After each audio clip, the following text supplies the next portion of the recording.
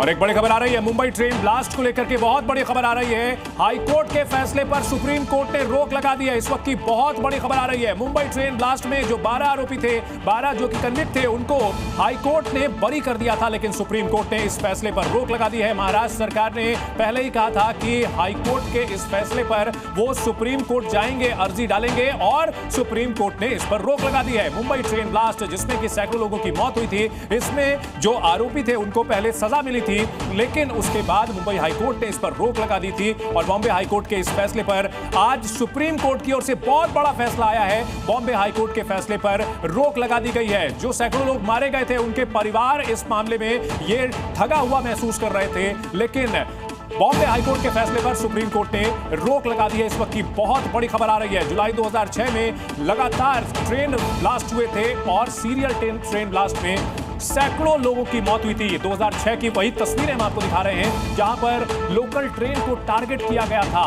और Bombay high court ने सबको चौंकाने वाला जो ये फैसला दिया था, जिसमें कहा गया था कि आरोप की पूरी प्रक्रिया में खामी पाई गई थी और इसी वजह से सभी आरोपियों को बरी कर दिया गया था। लेकिन अब सुप्रीम कोर्ट की ओर से बॉम्बे हाई कोर्ट के इस फैसले पर रोक लगा दी गई है। इस वक्त की बहुत बड़ी खबर आ रही है।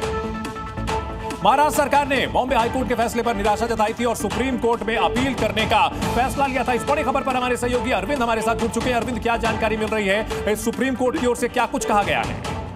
देखिए, सुप्रीम कोर्ट ने इस आदेश पर जो बॉम्बे हाईकोर्ट की तरफ से था, उस पर अंतरिम रोक लगा दी है, क्योंकि महाराष्ट्र सरकार की तरफ से एसपी तुषार मेहता पेश हुए। उनका यह कहना था कि इस केस में सभी आरोपी बरी हो चुके हैं और हम ये नहीं कह रहे कि आप उन सभी आरोपियों को वापस जेल भेज दें, लेकिन इस आदेश में कुछ ऐसी टिप्पणियां की गई हैं जो कि मकोका के दूसरे मामलों को भी प्रभावित कर सकती हैं। लिहाजा हम इस आदेश के इस हिस्से पर अंतरिम रोक की मांग कर रहे हैं। तो सुप्रीम कोर्ट ने बॉम्बे हाईकोर्ट के आदेश के उस हिस्से पर रोक लगा दी है जहां पर कुछ टिप्पणियां की गई थी मकोका केस में।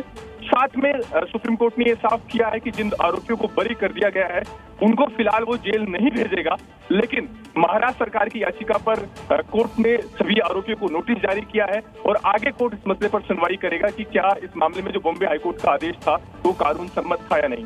तो अभी जो फौरी राहत है महाराष्ट्र सरकार के लिए वो इस रूप में आई है कि बॉम्बे हाईकोर्ट के आदेश पर अंतरिम रोक लग गई है। हालांकि हाईकोर्ट ने के आदेश के उस हिस्से पर सिर्फ सुप्रीम कोर्ट ने रोक लगाई है जिसमें कुछ टिप्पणियां की गई थी इस पूरे केस में ट्रायल को लेकर। जहां तक आरोपियों को जो रिहा किए गए हैं उनको वापस जेल नहीं भेजा जाएगा, ये सुप्रीम कोर्ट ने साफ कर दिया है। जी अरविंद, आपने ये बताया कि जिन आरोपियों को रिहा किया गया है उन्हें जेल नहीं भेजा जाएगा, लेकिन मुकदमे का स्टेटस अब क्या रहेगा? क्या सुप्रीम कोर्ट में मुकदमा फ्रेश तरीके से चलेगा? क्या रहेगा स्टेटस? क्योंकि दिल्ली बॉम्बे हाईकोर्ट ने तो उन्हें बरी कर दिया था। देखिए, सुप्रीम कोर्ट में जब कोई केस आता है तो ट्रायल दोबारा से नहीं चलता। सुप्रीम कोर्ट के सामने मूल सवाल अब ये रहेगा कि बॉम्बे हाईकोर्ट का जो आदेश है क्या वो कानूनी तौर पर ठीक है या नहीं। तो ऐसे में सुप्रीम कोर्ट को ये तय करना है कि क्या बॉम्बे हाईकोर्ट ने जो आरोपियों को बरी किया वो सही था या नहीं, और ऐसी सूरत में कोर्ट अब इस मामले में आगे जो आरोपियों का जवाब है उसको देखेगा।